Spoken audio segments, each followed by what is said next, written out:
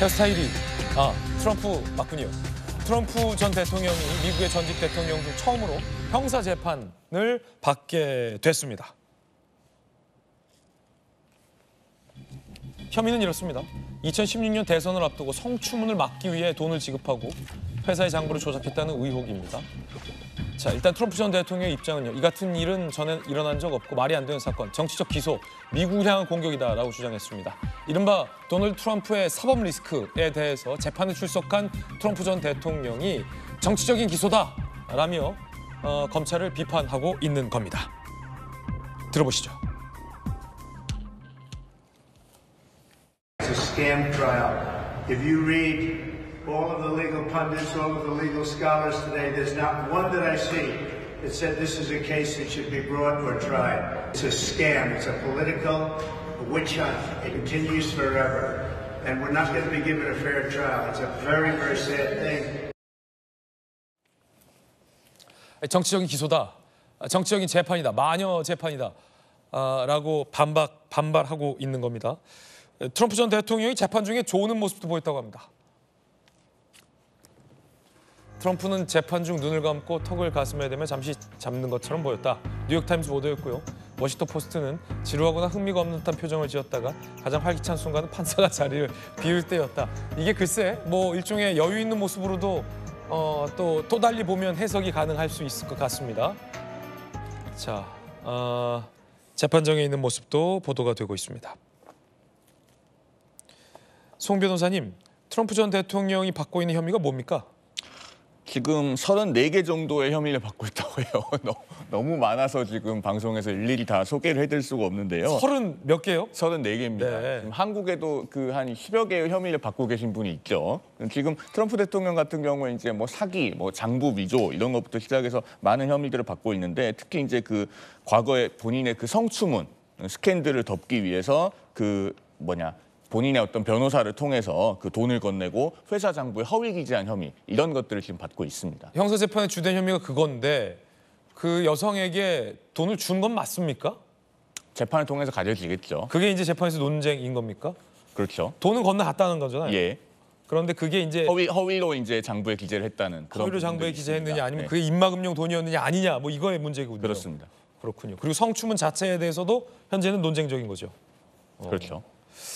재판 좀 지켜봐야 확실히 알 것 같고요. 중요한 건 대선이 얼마 남지 않았고 바이든 현 대통령과 트럼프 전 대통령이 미국의 공화당과 민주당의 유력 대권 주자가 됐다는 상황에서 지지율이 맞붙었다는 겁니다.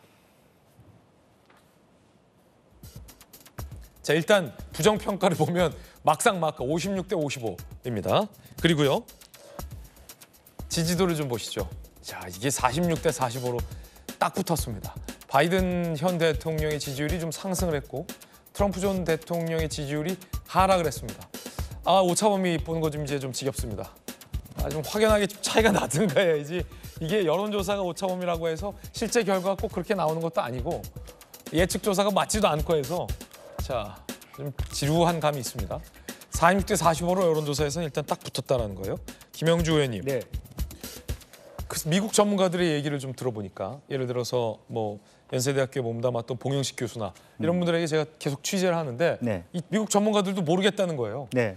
언제는 트럼프가 될 것 같다라고 하다가 지금 이 형사재판과 사법 리스크, 미국인들에 대한 반감, 바이든 현 대통령에 대한 약진을 봤더니 이게 또 트럼프가 마냥 유력할 것 같지도 않아 보인다라고 네. 얘기하고 외교부 고위 관계자들한테 물었더니 트럼프가 재선될 가능성에 대해서 우리는 대비를 해야 되지만 꼭 트럼프가 유리하다라고 말할 수는 없다. 네. 외교가 다운 이런 답변들도 하고 있고. 네. 김영주 의원님은 어떻게 보십니까? 지금 뭐 돈을 모으는 것으로 봐서는 트럼프가 좀 유리하지 않을까 그런 생각이 들고요. 네.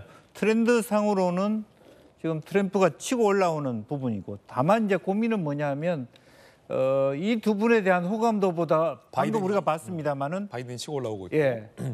아닙니다. 트럼프가 치고 트럼프가 치고 올라오고. 올라오고 맞게 말씀하신 거예요? 그 부분인데 두 분 다 비호감도가 높은 거예요. 심지어는 민주당 내에서 바이든을 걱정하는 고령이고 또 넘어지기도 하고 말실수도 하고 그 대신에 이제 트럼프는 당내 장악을 확실하게 했습니다마는 분명히 얘기하듯이 사법 리스크가 있는 거예요. 지금도 보면 지금 현재 법원이 이번에도 법원이 맨하탄 법원인데 이 맨하탄 법원이 지난번 대선 때 바이든을 87% 지지했던 지역이거든요. 예. 굉장히 불리한 지역에서 재판을 받아야 되기 때문에 빼도 박도 못하고 심지어는 지금 그렇군요.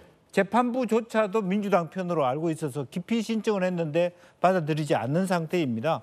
그래서 굉장히 두 가지 모두가 국민들도 미국 국민들도 굉장히 짜증나 있는 상태이다. 그럴 법하겠군요. 예.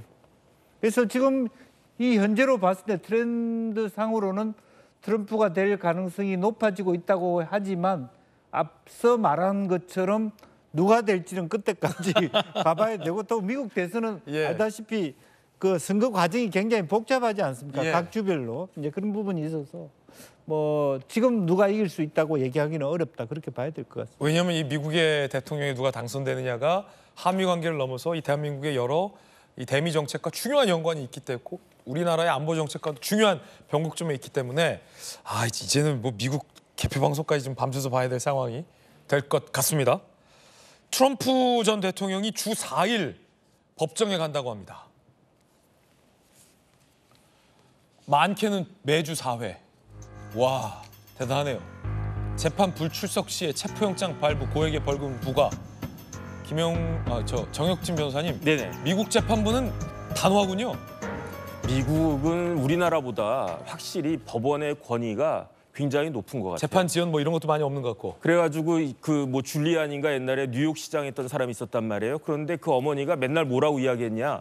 너 뉴욕 시장 한 거 좋은데 언제 판사 되냐? 그걸 물어봤다고 할 정도로 그렇게 법관 젖지에 대해서 굉장히 그 높은 그 존경심과 그다음에 그렇기 때문에 그 이야기에 대한 권위가 있으니까 그러니까 트럼프 대통령이 뭐라고 이야기했냐면 뭐 아들 졸업식에 참석해야 되니까 불출석하게 해달라. 네.